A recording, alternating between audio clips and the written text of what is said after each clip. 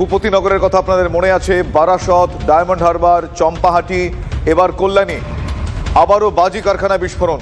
আমার সহকর্মী মহাদেব এই মুহূর্তে রয়েছেন আমার সঙ্গে টেলিফোন লাইনে। মহাদেব, জানতে চাইবো এখনো পর্যন্ত কি কি জানা যাচ্ছে, কিভাবে বিস্ফোরণ, মৃত্যুর খবরই বা কি পাচ্ছ?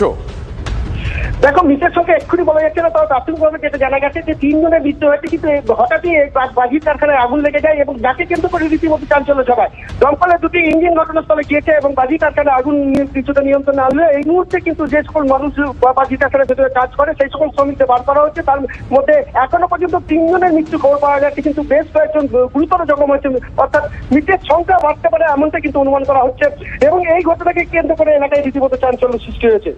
কিভাবে আগুন লাগলো মহাদেব, কিভাবে আগুন লাগলো এখনো পর্যন্ত জানা যাচ্ছে? কারণ বাজি কারখানা, সেখানে যথাযথ বন্দোবস্ত, নিরাপত্তা সেগুলো কি ছিল না?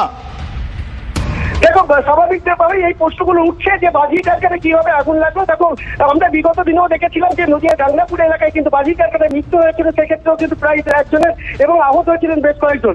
এই যে বাজির কারখানাগুলি, তাদের যে নিয়ম কানুন থাকা দরকার বা যে কোনো বিধিনিষেধগুলো রয়েছে সেগুলো অমান্য করার কারণেই কিন্তু এই ধরনের আগুন কারখানা থেকে অগ্নিসংযোগে যেটা দুর্ঘটনাগুলি ঘটে এবং যারই ফলে কিন্তু এখনো পর্যন্ত বলা যেতে পারে যে গাংনাপুরের পরে কিন্তু এই কল্যাণীতে ভয়াবহ আগুন কারখানায় বিস্ফোরণ, যেখান থেকে বেশ কিছু মানুষের মৃত্যুর পর্যন্ত। আমি দর্শকদের ছবিটা একটু দেখাই। মহাদেব, দর্শকদের ছবিটা একটু দেখাই, তারপর তোমার সঙ্গে কথা বলছি। আমি একবার দর্শকদের ছবিটা দেখাচ্ছি এই মুহূর্তে। কল্যাণীর বাজি কারখানায় ভয়াবহ বিস্ফোরণ, ভয়াবহ বিস্ফোরণ বললেও কম বলা হবে। কিন্তু কেন বাজি কারখানায় আগুন লাগলো? সেখানে এত পরিমাণ দাহ্য মজুদ থাকার পরেও সুরক্ষা ব্যবস্থা নিয়ে প্রশ্ন উঠছে। ভূপতিনগর, চম্পাহাটি, একটার পর একটা, বারাসত, একটার পর একটা বাজি কারখানায় এই অগ্নিকাণ্ডের ঘটনা, বিস্ফোরণের ঘটনা প্রশ্ন তুলছে। ইতিমধ্যেই 3 জনের মৃত্যুর খবর পাওয়া যাচ্ছে। কেন বাজি কারখানায় এই বারবার আগুন লেগে যাওয়ার ঘটনা ঘটছে? আপনাদের দেখাচ্ছি সেই ছবি। ঘটনার পর পুলিশি তৎপরতায় আহতদের নিয়ে যাওয়া হচ্ছে। ইতিমধ্যেই 3 জনের মৃত্যুর খবর আমরা পাচ্ছি। ইতিমধ্যেই 3 জনের মৃত্যুর খবর পাওয়া যাচ্ছে। প্রশ্ন উঠছে যে বারবার কেন বাজি কারখানায় আগুন লাগছে, বিস্ফোরণ হচ্ছে, যথাযথ সুরক্ষা ব্যবস্থা আদৌ আছে কিনা প্রশ্ন উঠছে। আমার সহকর্মী মহাদেব এই মুহূর্তে রয়েছেন আমার সঙ্গে। মহাদেব, আমি আরও একবার জানতে চাইবো, এই ধরনের ঘটনার পর এই সব কারখানার বৈধতা নিয়ে প্রশ্ন উঠেছে, এক্ষেত্রে কি একই বিষয় তেমন কিছু জানা যাচ্ছে?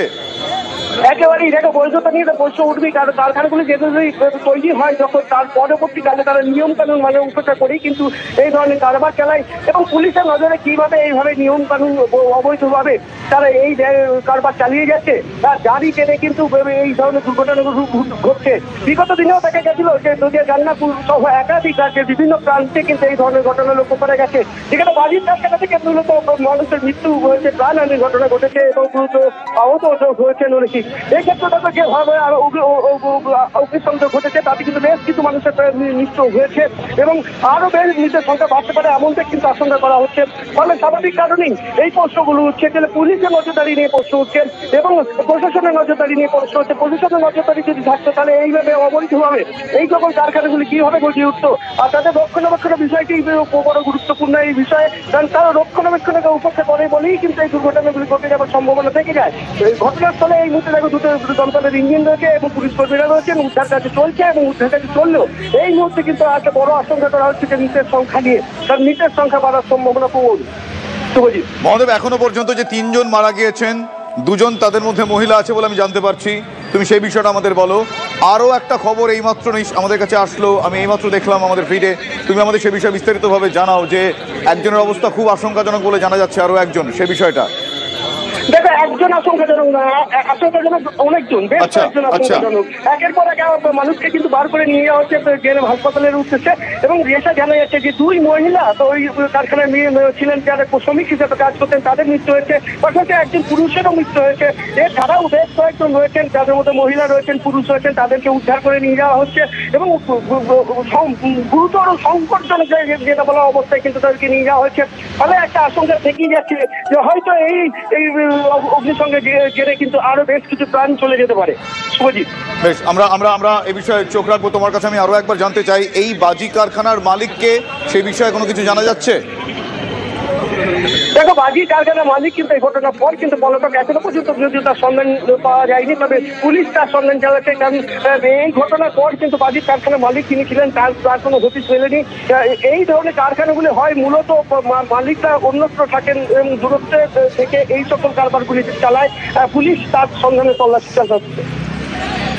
মহোদয়, এই ঘটনার পর এলাকাবাসীর কাছ থেকে বেশ কিছু বিস্ফোরক মন্তব্য, বিস্ফোরক অভিযোগ পাওয়া যায়। এর আগের অভিজ্ঞতা থেকে বলছি, এক্ষেত্রে সেরকম একেবারেই দেখো শুভজিৎ, এইভাবেই কিন্তু মানুষের মধ্যে ক্ষোভ ছড়িয়ে পড়েছে এবং এলাকায় বেশ উত্তপ্ত হয়েছে। কারণ এইভাবে একটি কারখানায় অগ্নিসংযোগ ঘটে গেল আর তাতে একের পর এক মানুষের মৃত্যু ঘটে গেল। আর স্বাভাবিক কারণেই মানুষ শান্ত থাকবে এটা নয়, মানুষ কিন্তু উত্তেজিত হয়ে পড়েছেন। মানুষ কিন্তু খুব যেভাবে বেআইনিভাবে কার্যকলাপগুলো চলছিল সেই কাজের প্রতিবাদ করা এবং প্রতিবাদ করতে গিয়ে প্রতিবাদ করলে কিন্তু তাদের হুমকি মিলত এবং মাঝে মধ্যে কিন্তু এই ধরনের প্রশাসনিক অসহযোগিতার কারণও রয়েছে এর মধ্যে, যে কারণে মানুষের মধ্যে কিন্তু ক্ষোভের সঞ্চার হয়েছে। সেই কারণেই কিন্তু মানুষ কিন্তু ক্ষুব্ধ হয়ে উঠেছে।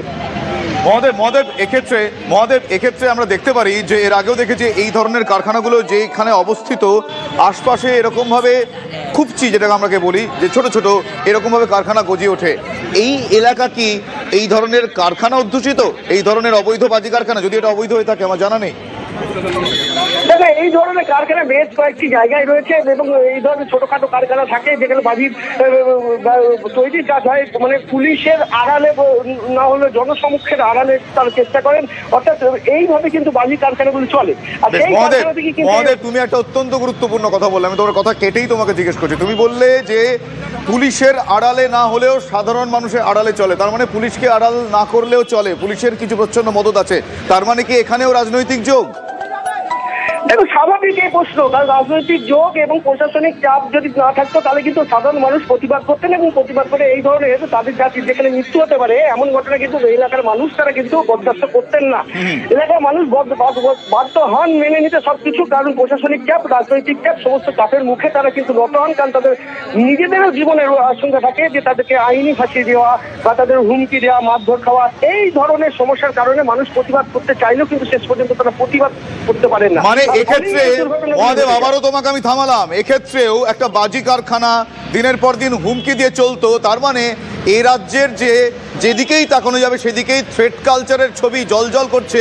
এক্ষেত্রেও তাই, অন্যথা নয়। থ্রেট কালচার, সেখানকার মানুষজনকে দিনের পর দিন হুমকি দিয়ে এই বাজি কারখানা চলছে, এটা বলতে পারি।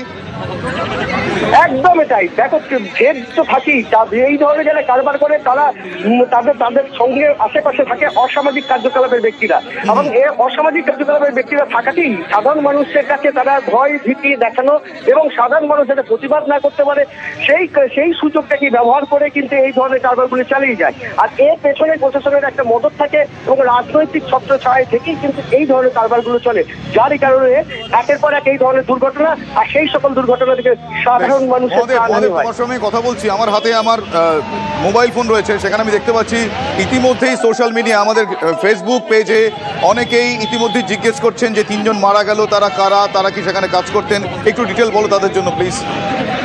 দেখো, আপাতত যাদের জানা গেছে তাদের কিন্তু অগ্নিদগ্ধ হয়ে গেছেন। অর্থাৎ যেভাবে জানা এখনো তাদের সেইভাবে পরিচয় পাওয়া যায়নি, তবে যেটা প্রাথমিকভাবে বোঝা যাচ্ছে যে তারা কিন্তু ওইখানে শ্রমিক হিসাবে কাজ করতেন এবং ওই শ্রমিক হিসাবে যারা কাজ করতেন তারাই কিন্তু ওই কারখানায় হঠাৎ অগ্নিসংযোগে ঘিরে তারা কিন্তু অগ্নিদগ্ধ হন এবং অগ্নিদগ্ধ হওয়ার পর তাদেরকে যখন উদ্ধার করে নিয়ে যাওয়া হয় ট্রেনের হাসপাতালে, সেখানে কিছু সবটা মৃত বলে জানায় এবং বেশ কয়েকজন মহোদয় ধন্যবাদ জানাই। সেখানে কাজ করতেন তারা, যাদের মৃত্যু হয়েছে, অগ্নিদগ্ধে মৃত্যু হয়েছে।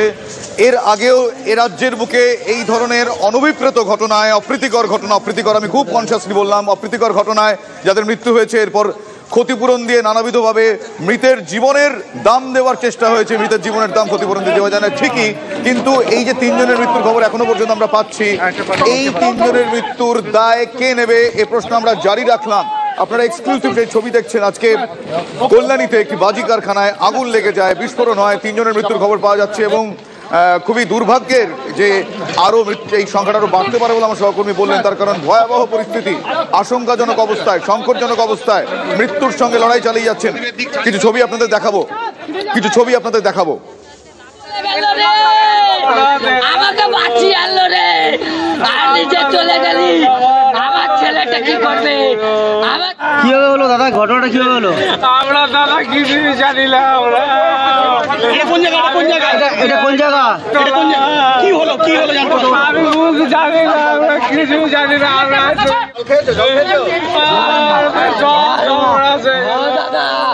আমাকে বাঁচিয়ে আনলো, নিচে চলে গেল রে। আমাকে বাঁচিয়ে আনলো রে, আর নিচে চলে গেলি। আমার ছেলেটা কি করবে?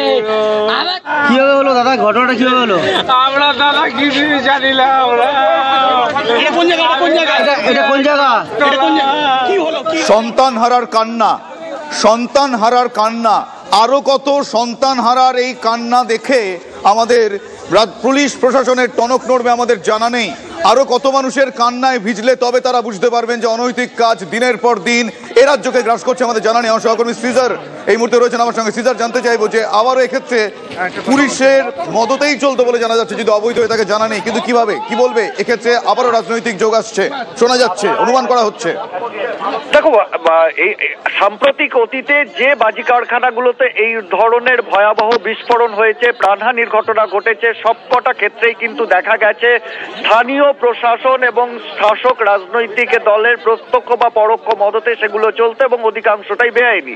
সেটা খাদিকুলের ভানুবাগের বাজি কারখানা হোক বা নীলগঞ্জের বাজি কারখানা হোক, সেখানে সমস্ত জায়গাতেই কিন্তু বেআইনি ভাবে সেখানে বাজি তৈরি করা হতো, এবং সেখানে স্থানীয় থানা বা স্থানীয় প্রশাসনের যারা স্থানীয় কর্মীরা রয়েছেন বা আধিকারিকরা রয়েছেন তারা সবটাই জানতেন, এবং তা সত্ত্বেও প্রশাসনের নাকের ডগাতেই, প্রশাসনের পরোক্ষ মদতেই এই ধরনের প্রাণঘাতী ব্যবসা চলতো, এবং কল্যাণীও কিন্তু তার মধ্যে ব্যতিক্রম নয়। এবং সেখানকার মানুষই কিন্তু সরাসরি অভিযোগ করছেন যে এই বাজি কারখানা বেআইনি ভাবে চলতো, এবং সেখানে প্রতিবাদ করলে, কারণ একটা লোকালিটির মধ্যে এই ধরনের ঘন বসতিপূর্ণ এলাকায় যদি একটা অংশে এরকম বেআইনি বাজি কারখানা চলে এবং সেখানে বিস্ফোরণ ঘটলে সেই বাজি কারখানা থেকে আগুন ছড়িয়ে বা সেই বিস্ফোরণের জেরে কিন্তু সাধারণ মানুষ যারা এই বাজি ব্যবসার সঙ্গে যুক্ত নন তাদেরও প্রাণহানির ঘটনা ঘটে, এবং সেই আশঙ্কা থেকেই সাধারণ মানুষ প্রতিবাদ করেছিলেন। কিন্তু সেই প্রতিবাদে কর্ণপাত করা তো দূরে থাকুক, উল্টে তাদেরকে কিন্তু হুমকির মুখে পড়তে হয়েছে, এমনটাই স্থানীয় বাসিন্দাদের অভিযোগ। এবং সেখান থেকে এটাই স্পষ্ট যে বাজি নিয়ে রাজ্য সরকার খাদিকুলের পরে বা নৈহাটির বাজি বিস্ফোরণের পরে বা নীলগঞ্জের বাজি বিস্ফোরণে 7 জনের মৃত্যুর পরে বারবার রাজ্য সরকারের পক্ষ থেকে বাজি নিয়ে একটা সুস্পষ্ট নীতি তৈরি করার কথা বলা হয়েছে, ঘোষণা করা হয়েছে। গ্রিন বাজি ছাড়া অন্য কোনো বাজি তৈরি করা যাবে না, এমন কিছুও বলা হয়েছে। কিন্তু বাস্তবে যে সেটা একদমই কার্যকর হয়নি, অর্থাৎ সেটা যে একদমই এক্সিকিউট করা হয়নি। আমি এক্স্যাক্টলি এই জায়গায় তোমার কাছ থেকে জানতে চাইছি স্যার, এই এক্স্যাক্টলি এই জায়গায় যে আমরা বারবার এই ধরনের ঘটনার পর জানি যে নির্দেশিকা ছিল, নিষেধাজ্ঞা ছিল, কড়াকড়ি ছিল, তার মানে কি বলতে পারি মদত্ব ছিল কথা বলার অপেক্ষা রাখে না, মদত্ব ছিল বলার অপেক্ষা রাখে না, কিন্তু মনিটরিং যে একদমই ছিল না সেটা নিশ্চয়ই এক্ষেত্রে বলতে হবে না আলাদা করে। অবশ্যই মনিটরিং, দেখো মদত মনিটরিং এই শব্দগুলো অনেকাংশেই ক্লিশে হয়ে গেছে একটার পর একটা এই ধরনের ঘটনার পরে, কিন্তু সেখানে দাঁড়িয়ে রাজ্য সরকারের সর্বোচ্চ অংশ যারা রয়েছে সেই প্রশাসনের এই জায়গাতেই প্রশাসনের ভূমিকা নিয়ে প্রশ্ন ওঠে যে পরপর তোমার নিশ্চয়ই মনে আছে খাদিকুলে ভানুবাগের যে বাজি কারখানা, সেখানে ভানুবাগ নিজে বাজি কারখানার মালিক তারও মৃত্যু হয়েছিল। নীলগঞ্জেও কিন্তু বাজি কারখানায় 7 জনের মৃত্যু হয়েছিল। তারপরে বারবার রাজ্য সরকারের পক্ষ থেকে ঘোষণা করা হয়েছে সুস্পষ্ট বাজি নীতি, সেখানে বাজি তৈরি করা যাবে না। বাজি এমন একটা পণ্য যার একদিকে যেমন কুটির শিল্পর মতো সেটা শিল্প হিসেবে গড়ে উঠেছে বিভিন্ন এলাকায় এবং তার নির্দিষ্ট কিছু ক্রেতা আছে, অর্থাৎ এই সাপ্লাই ডিমান্ড চেনটাকে কিন্তু কোথাও প্রশাসন বন্ধ করতে পারেনি। আর এটাই কিন্তু সব থেকে বড় ব্যর্থতা। গ্রিন বাজির কথা বলা হলেও সেই গ্রিন বাজি কিভাবে তৈরি হবে প্রশিক্ষণ দেওয়ার কথা বলা হয়েছিল। এর মাঝখানে আমার মনে পড়ছে বজবজে মহেশতলাতেও এই ধরনের একই ঘটনা ঘটেছিল, সেখানেও 3 জনের মৃত্যু হয়েছিল, কিন্তু তারপরও সুস্পষ্ট নীতি তৈরি হয়নি। ফলে যারা জীবিকা নির্বাহ করে তারা ঘুরে ফিরে সেই জীবিকা নির্বাহের জন্য এই ধরনের বিপজ্জনক পেশায় নেমেছে, এবং অবশ্যই প্রশাসনের নজরদারি না থাকার ফলে রমরমিয়ে এগুলো চলছে। একদমই সেই বিষয়টাই চলছে, আমরা সেই ছবি দেখলাম। এই ঘটনার পর এখনো পর্যন্ত সিজার, এই ঘটনার পর এখনো পর্যন্ত যাদের দিকে অভিযোগের আঙুল তাদের তরফ থেকে কোনো রকম স্টেটমেন্ট পাওয়া যায়নি, এবং মালিককে তাকেও পাওয়া যাচ্ছে না। বলে এই ধরনের ঘটনার পর তারাও খুব অজ্ঞাত কারণে দ্রুততার সঙ্গে পালিয়ে যেতেও পারেন। ক্ষেত্রেই দেখা যায় যারা এই বাজি কারখানার মালিক তিনি যদি আহত বা নিহত না হয়ে থাকেন তাহলে তিনি খুব দ্রুত সেখান থেকে গা ঢাকা দেন এবং এই বাজি কারখানার সঙ্গে সংযুক্ত লোকেদেরও খুঁজে পাওয়া যায় না। অধিকাংশ ক্ষেত্রেই আতঙ্কে আশেপাশের মানুষও মুখ খুলতে চান না, কারণ এর আগে বিভিন্ন ক্ষেত্রে দেখা গেছে তারা মুখ খুললে তাদেরকে বিভিন্ন সময় হুমকির মুখে পড়তে হয়েছে, মারধর করা হয়েছে তাদের। কারণ এই বাজি শিল্পকে কেন্দ্র করে বেআইনি ভাবে যে প্রশাসন এবং শাসক নেতাদের কাছ পর্যন্ত যে বিপুল অঙ্কের টাকা লেভি হিসেবে তোলা হিসেবে যায় সেটার জন্য তারা সবসময় সেটাকে প্রোটেক্ট করার চেষ্টা করেন এবং সেই প্রোটেক্ট করার জন্যই কিন্তু বিভিন্ন ক্ষেত্রেই এই বাজি কারখানাগুলো সাময়িক কিছুদিনের জন্য বন্ধ হয়, আবার কিন্তু সেগুলো রমরমিয়ে চলতে শুরু করে এবং এর ধরনের একের পর এক ঘটনা ঘটতে থাকে, প্রাণহানি হয় এবং তারপরেও কোনো সুস্পষ্ট রাজ্য সরকারের সুস্পষ্ট নীতির অভাবে এই ঘটনাগুলো ঘটেই চলে। একেবারে নীতির অভাব যেরকম সেরকম রাজনীতির প্রভাব সেটাও আছে, দুটো পরপর ব্যাক টু ব্যাক উচ্চারণ করতে হয়। এই বাজি কারখানা যেখানে এই অগ্নিকাণ্ডের ঘটনাটি ঘটলো, বিস্ফোরণের ঘটনাটি ঘটলো, আশপাশে এরকম আরো ঝুপড়ি বাজি কারখানা রয়েছে আমরা জানি। এই ঘটনা ঘটার পর তড়িঘড়ি সেখানে কোনো অ্যাকশন বা অপারেশন কি করা হয় বা এখনো হয়েছে বা এক্ষেত্রে হবে, কি মনে হয় সিজার? প্রত্যেকটা ক্ষেত্রেই হয় এ ধরনের প্রাণহানি। যদি প্রাণহানি না হয় বিষয়টা খুব দ্রুত ধামাচাপা পড়ে যায়। প্রাণহানি হলে সেখানে তদন্ত হয়, কিছু ব্যক্তিকে গ্রেপ্তার করা হয়, হয়তো বাজি কারখানার মালিকও শেষ পর্যন্ত গ্রেপ্তার হবেন। কিন্তু প্রশ্ন হচ্ছে এটাই, একটা বাজি কারখানার মালিককে গ্রেপ্তার করে, কারণ এগুলো একটা কারখানা, এগুলো কুটির শিল্প হিসেবে গড়ে ওঠে এবং একটা কারখানা নয়, এক একটা জায়গাতে এরকম একাধিক কারখানা তৈরি হয়। বাকি কারখানাগুলো কিছুদিনের জন্য বন্ধ থাকে, যতদিন পুলিশি তৎপরতা থাকে উপর মহলের নির্দেশে ততদিন সেগুলো বন্ধ থাকে, তারপর কিন্তু সেই পুরনো অবস্থাতেই ফিরে আসে এবং সেগুলো রমরমিয়ে চলতে থাকে। এটা কিন্তু প্রত্যেকটা জায়গার ঘটনা, চম্পাহাটি থেকে শুরু করে একেবারে রমরমিয়ে চলতে থাকে। আমরা সেই দৃশ্য দেখেছি, আমরা আবারও শোনাতে বাধ্য হচ্ছি, আমরা শোনাতে চাই না, বাধ্য হচ্ছি যে আবারও এ রাজ্যের মুখে স্বজন হারার কান্না। আমরা দাদা কিছু জানি না। এটা কোন জায়গা? কোন জায়গা? এটা কোন জায়গা? এটা কোন জায়গা? কি হলো জানবো তো? আমি জানি না, আমরা কিছু জানি না। আমরা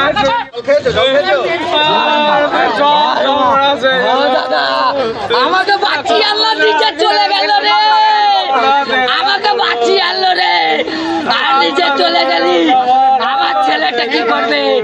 আমার কিভাবে হলো দাদা, ঘটনাটা কিভাবে হলো? আমরা দাদা কিছু জানি না। এটা কোন জায়গা? কোন জায়গা? এটা কোন জায়গা? এটা কোন জায়গা? কি হলো জানবো তো? আমি জানি না, আমরা কিছু জানি না। আমরা দাদা আমাকে বাঁচিয়ে আল্লাহ নিচে চলে গেল রে, আমাকে বাঁচিয়ে আনলো রে, আর নিচে চলে গেলি, আমার ছেলেটা কি করবে? আমার কিভাবে হলো দাদা, ঘটনাটা কিভাবে হলো? আমরা দাদা কিছু জানি না। এটা কোন জায়গা? কোন জায়গা? এটা কোন জায়গা? এটা কোন জায়গা? কি হলো জানবো তো? আমি জানি না, আমরা কিছু জানি না। আমরা দাদা আমাকে বাঁচিয়ে আল্লাহ নিচে